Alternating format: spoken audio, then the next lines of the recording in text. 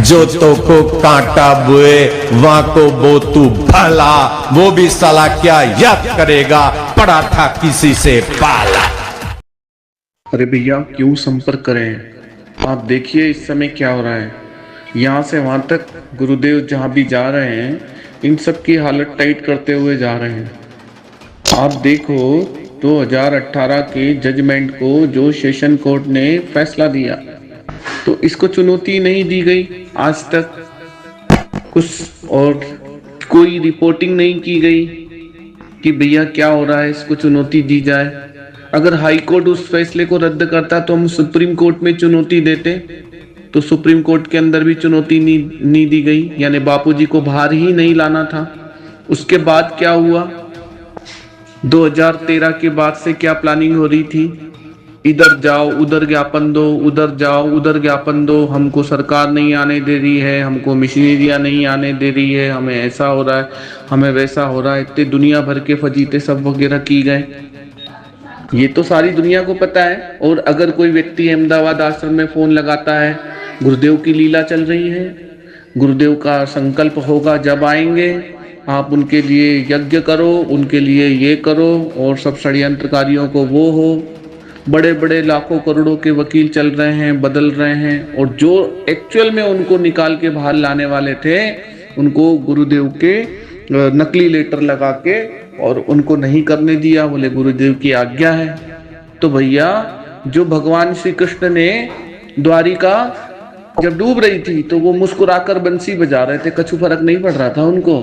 ऐसे ही गुरुदेव ने ही संकल्प करके किसी को कहीं बिठाया है। तो अब जब आप हमें लीला की और ये घुट्टी पिला रहे थे कि गुरुदेव के ही आज्ञा के बिना एक पत्ता भी नहीं हिलता है और सब गुरुदेव की सृष्टि में सब कुछ होता है, तो ये वही श्री कृष्ण तो आए हैं।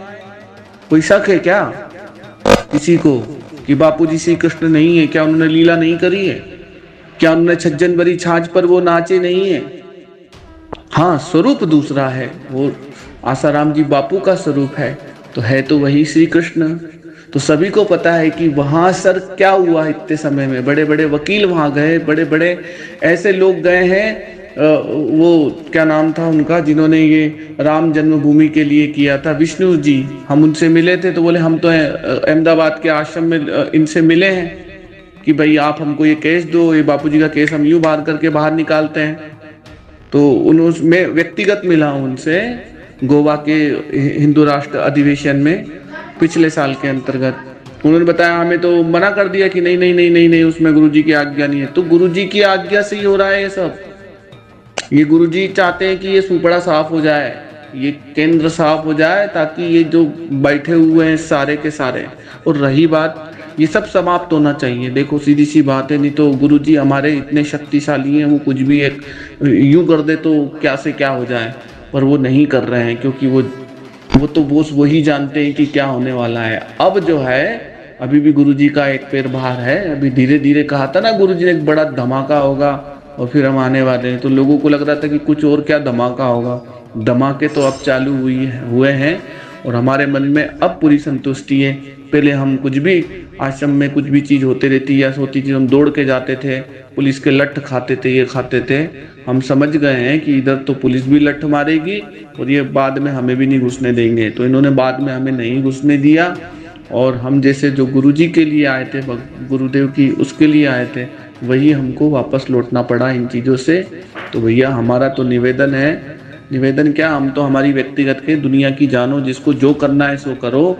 हम तो आप लोगों के इस तरह के बहकावे में नहीं आएंगे और कुछ भी होने वाला भी नहीं है। जो गुरुजी चाहेंगे वही होंगे और गुरुजी ही चाह रहे हैं। जैसे द्वारिका गई ऐसे ये भी जा रहा है।